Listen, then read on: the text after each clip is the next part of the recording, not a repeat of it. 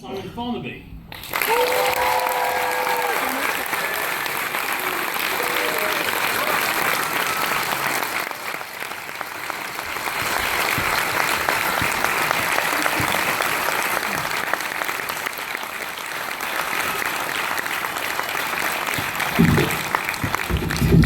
Sorry.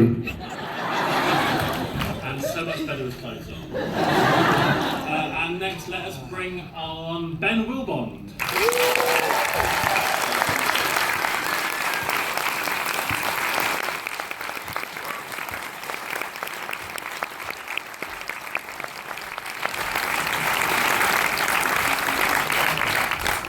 Pronouncing my name correctly. You wouldn't believe. I should say, of course, that Simon isn't actually kind of mentioned behind because he was a late addition, but we're very glad to have you nevertheless. It's a very, very small writing on the bottom. You just can't quite see it. See it. Yeah. And next, we're going to bring on Debbie herself.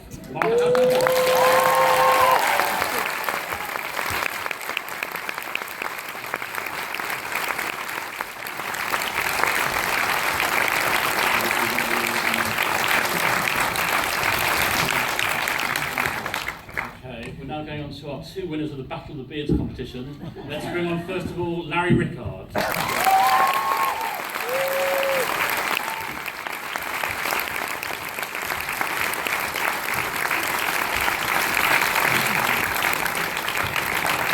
And of course the one and only Jim Howick.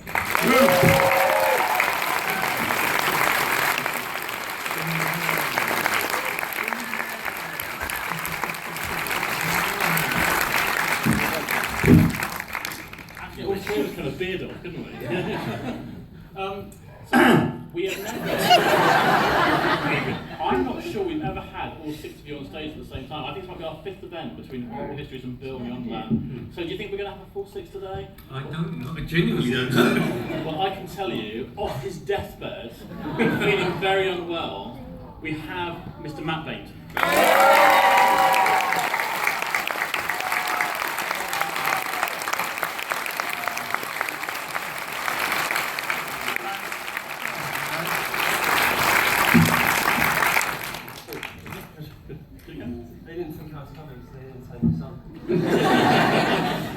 I'm completely fine, I just wanted a dramatic.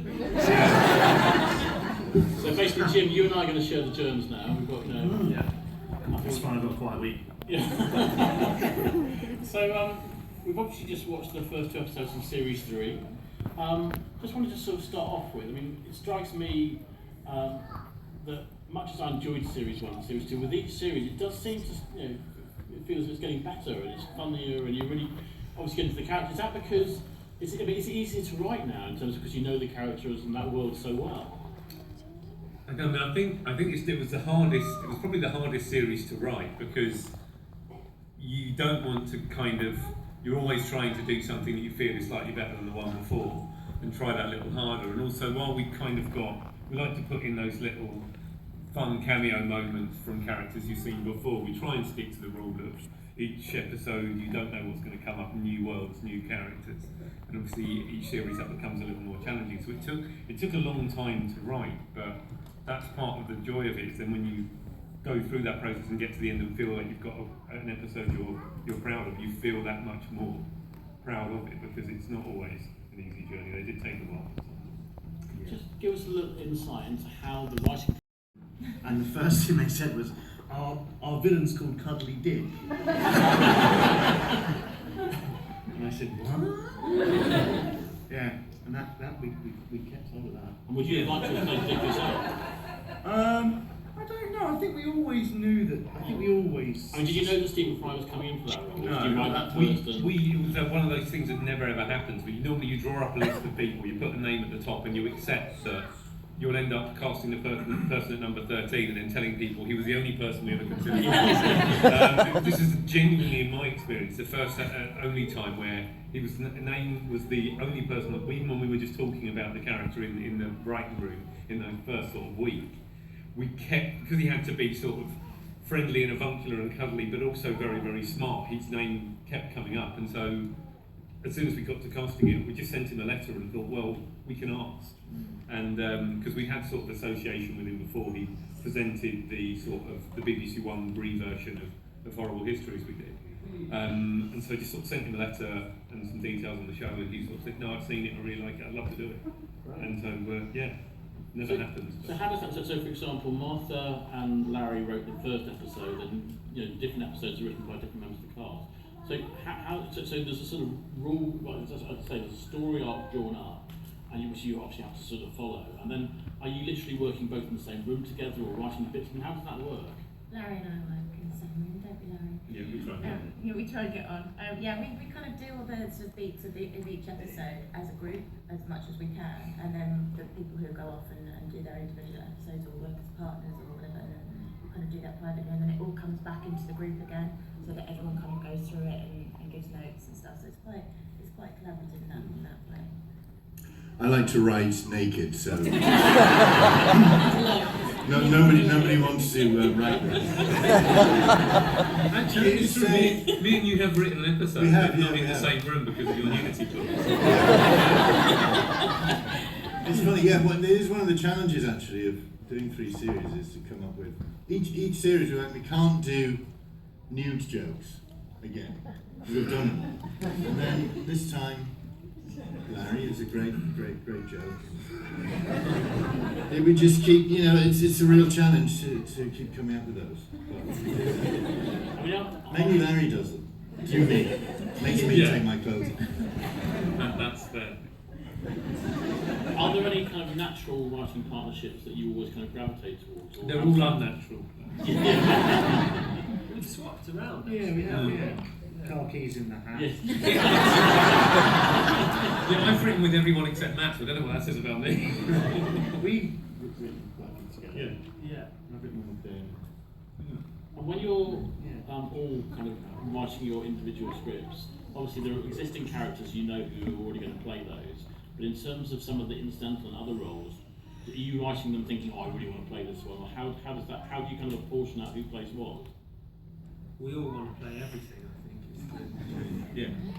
But you write sometimes thinking, oh, this is definitely a part for whoever, someone else. And it doesn't always work out like that. I think often it's quite mundane sort of production considerations that lead to the casting choices. Yeah, but this time we've had also, I think for the first time, particularly there were a couple of voices and a couple of roles that you go, I'm just not getting this, and then someone else jumps in and suddenly it's all fine. That's what's lovely. Mm. You don't feel under any pressure to go, look, maybe this isn't working. No. The schedule does dictate a lot, sort of. I think Wizard Bradley, Mountbank, and Time Being, who I played in the last episode of this series, were all characters that I wasn't going to be playing, where then things happened and schedules clashed and times and changes and people lost their rag. yeah, just arguments. Yeah, Loads of arguments. Toys just out things the switch pros. around. Yeah. But also it sort of means that you can make, we talked about this, we've got these 2 characters in a single episode who are sort of doormen. We've made the most ludicrous choice with how to play them. And we were talking on the day about how if you were cast in a comedy and that was your one part, you'd never in a million years make the kind of outlandish choices that we make with them, because there's something about the spread of roles that allows you to be that much more free and sort of stupid with those. I think I've just this minute realised where I'm going wrong in auditions. I can't pull it back. In terms of when you're in scenes acting against the puppet characters, so to speak, is that something now you've just completely got used to the fact that you're talking to? I think we are all used to that now, and it doesn't get any less complicated though with the sort of logistics of the puppeteers underneath you and sort of, wrapped around your legs and stuff. But we take it for granted now. Well, you get the They don't lion's have to. share. I of get it. the lion's share of talking to Yeah. puppets. Say again. They don't have to be wrapped around your legs. No, they just I mean, one of you just try and sort of paint us a kind of verbal picture of how it kind of works with you and the puppets in terms of... Well, the Chinuncha, for example, that you saw in the first episode, there was some shots. That was filmed at the end of the day in this amazing costume. Natalie, who's with us today. Yeah, Natalie's an amazing job. The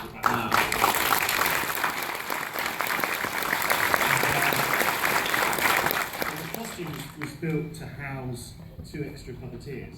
So one would be behind my back, kind of hunched, and the other one would be sort of sat in the abdomen of the puppet, so in between my legs. At the end of the day. So yeah. I like that. Nice for them. Yeah. But yeah. So that was kind of, we had this, we were in kind of an uncomfortable position for a couple of hours, but it just gave us opportunity to have live arms, which shots that we used really make it. I mean, Elf, there was another character we got this series, which I won't Give too much away, but it is the most sort of ambitious and grotesque character that we, I think, ever come up with. I just had a horrible Matt, Ben, and Larry. And I wasn't there for filming, but it's the stuff of legends. Yeah. Could be. Yeah. It was awful. So that's your fault. Yeah, that's one I created just to get my revenge on these are always telling me to take my clothes off. So that was, can we say what it is? I don't know. I think we should. I don't think we should. No. But It's you'll pretty know as spectacular. soon as you see it, you'll know. Oh, it's that. Oh. I remember saying, please film this now. Yeah. Which always goes down well with the film crew. I mean, that leads me on. I mean, Simon, you're saying that you kind of created that character. Obviously, puppets all have to be created from scratch, and so they have to go from your mind onto the page, then to the people who are actually making the puppet. Are there some that have just proved too ambitious, or you just can't do, or how does it? Genuinely, no. I mean, all credit to our puppet department. They never say no to anything, and there are things that, as we're pitching them, we're going, we know someone's going to say no to this at some point. And then there's really annoying things, like in episode, one of the episodes in the last series, there's a fleeting joke about a character called Budget Cuts, who's this overlord who kills a lot of people. And suddenly we realised that in this series we're going to have to meet all of the overlords. And so we had to go to the puppet department. We need sort of a 7-foot-tall puppet who looks like, because of the fleeting gag in episode 2, I just photoshopped a character together using elements from other puppets we built, and then had to go to them, I'm really sorry, but it looks like that, and so you're going to have to build that. And they just went, yeah, no problem, and did. So no, they never say no to anything, and they always look better than you think they're going to. It's our production offices, to get to them, you had to walk through the puppet department. Every morning was a joy, because you'd walk through and see what they'd done yesterday. It's one of the best bits of the job. I mean, they're awful people, but they're really That's reflected by the audience here. They've got a lot of kind of, like sort of younger kids and teenagers, and of course adults as well. So I think that kind of really reflects the kind of it's a very wide breadth the show reaches. Does that mean though, because there is still a younger component watching, that you have to be careful in that kind of balance between what you can and can't show and can and can't say? Having just seen the 2 episodes. And it grows up a little bit, doesn't it? I think Matt always put this way. He said we kind of, the tone we try and aim at is the naughtiest kid in the class, and I think there's a cheekiness to it. I think that's fair to say. We try and sort of tread a line whereby if something naughty's happening, it's happening at a level which to an adult is very, very clear, but we never show anything. There's a lot of things alluded to, and a kind of a little bit of a it's nothing dear rule, whereby a kid can go, why is that funny? And it go, it's nothing dear. We try and stick to that. But We were only allowed one dick joke per episode. I haven't spotted those. What do you mean? It can be dick. What's funny about the name Dick? It's his name, Martha.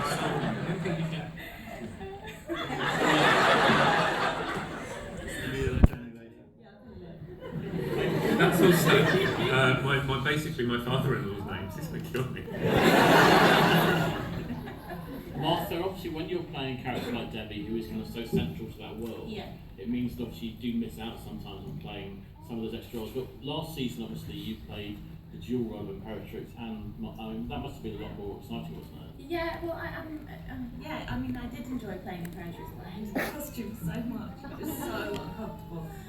But I wasn't. It wasn't from your own wardrobe. No, it certainly wasn't. No, it was great to have that double element. But I mean, I love playing Debbie. I never feel like I'm missing out because I get to kind of enjoy these people being idiots. And yeah. I love it. You kind of get to play with all of the other characters. Exactly. Yeah. So no, I don't feel like I. I think it was your idea to have Imperatrix killed off. Probably. Did you need to be killed or stop wearing a corset? Yeah, well, that's it. Yeah. That is the beauty of writing and being in it, because I think Matt didn't like his hair Yeah. for the elder. I'm trying to do so right. written in there his hair came off. It's made of yak. It's all those wigs are made of yak's hair, and I'm allergic to everything under the sun. So when I'm Elder Tube with all that glued on my... I mean, actually, I'm ill today in tribute to... if anyone could see the pink eye in my head while we were filming. Yeah. Was that mentioned earlier? No. Okay. It's got its own credit. I then got... There was a kind of attempt. scenes. There was a kind of attempt to grade it out, but it was impossible. But yeah, so I've been pitching for a long time that Elder Tube ought to be killed off because the wig and the facial hair is so uncomfortable. And Larry very sweetly thought he'd help me out by writing in this notion that his hair has to get cut. But it's just a different wig. And actually it's slightly more uncomfortable. So it grows back. Out. But in theory what Simon is saying is true. You can kind of write yourself out of those. The problem with Tube is I really love him. So I moan about him every day, but then he's also my favourite character to play. Do any of you have favourite characters to write for? I adore writing the Garters. Yeah. I could do it all day long. It's one of those characters, it's a little bit like, when you watch things like The Simpsons, you kind of go, now I know those characters, I know exactly what everyone would do in every situation. The Garters, and the same with the Elders, you kind of put them in any situation, you know exactly how each one will behave. And he's such a joy to write, particularly on there's a Christmas special that sort of Simon and I collaborated on. And he's got a really fun sort of thread in that. And I really enjoyed writing those. It's really good. I mean, you're not brilliant He's at quite it. good at it.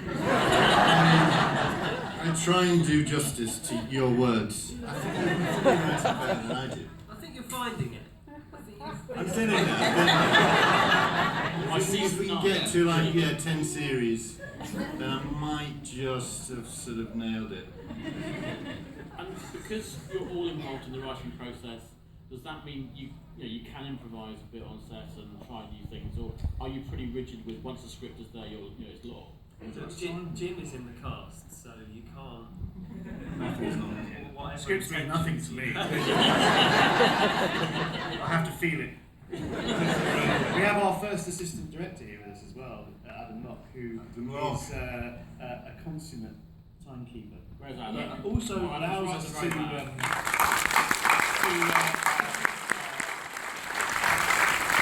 have as much fun as we can within the time constraint. So we push it, and he's patient.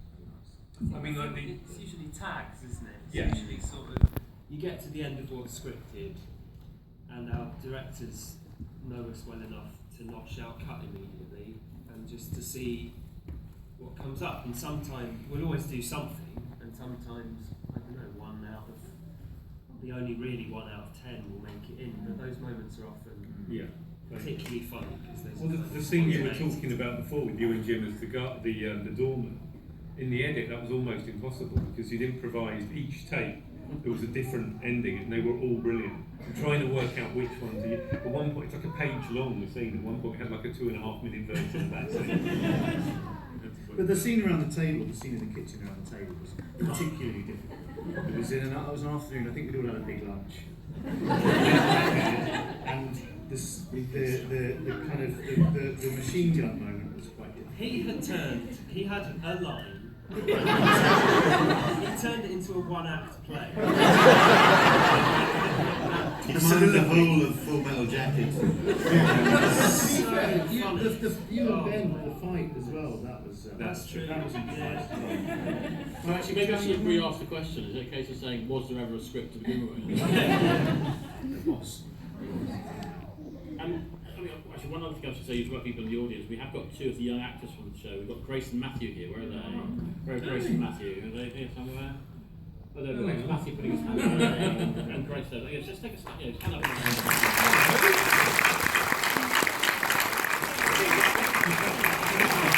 Please take a bow.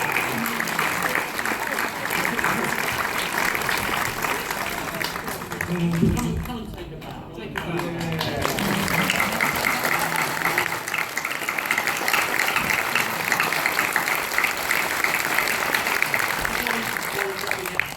Just come over by the microphone a moment.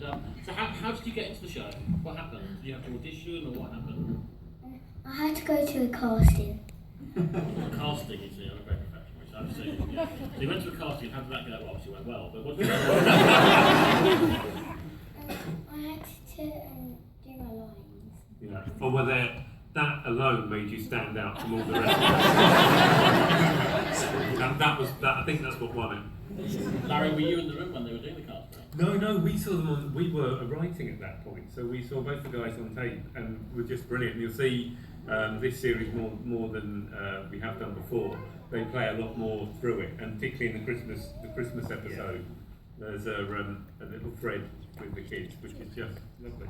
And Grace, do you remember your casting as well? Do you remember what you had to do? I got told to sit down, and she just told me to do my lines, and then really do them about 10 times. Yeah. That's directors for you. Sit down, say your line 10 times. Big thank you to Grace and Mathew.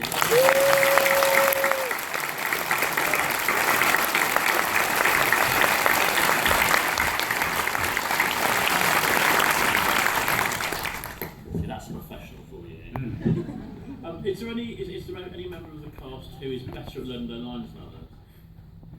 Thankfully, Martha's brilliant because she's got all of the lines, and we're all the rest of us are kind of varying degrees of awful. Who's the worst? Who's the person you just know is good enough? Hence the improvisation. You've got an unfair reputation. From one incident. One incident. But there's a difference between being Not unfair and in being our show. untrue, isn't there? Yeah, I mean, I'm not great.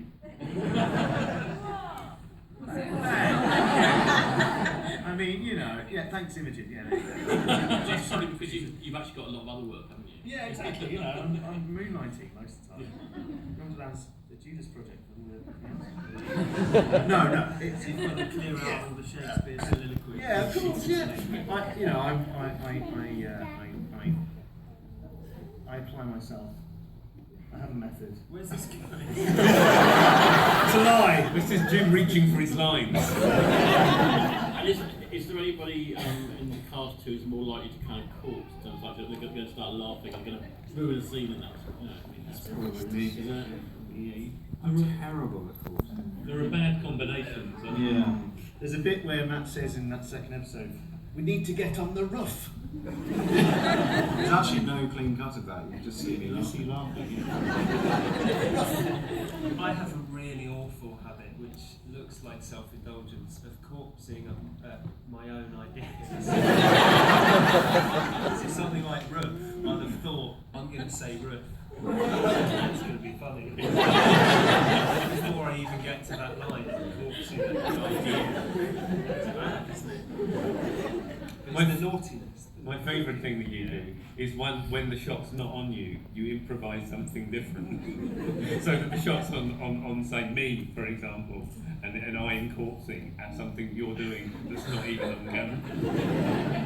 Jim does that too. Yeah, that's right. I gotta make it light. And just in terms of kind of the future, I mean, if Sky wanted to kind of keep commissioning the show, I mean, is this something you could just keep on going with, or do you have a kind of an end in sight? I feel like we could. I think you can keep the idea going, and we would keep it going for as long as we felt like there was room to try and make it better. Yeah. I think that's always the rule.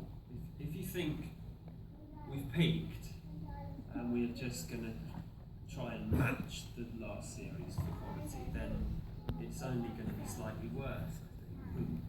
We have to do another series to get in the business spider. Yes. You didn't see this, there's a There's competition. a competition to create a character. Business spider. I can imagine see it already. Yeah. Martin, can you bring the file into? Can you get Mathew to bring the but with lots of? Yeah. It'll be great. It'll be great. I'll write it.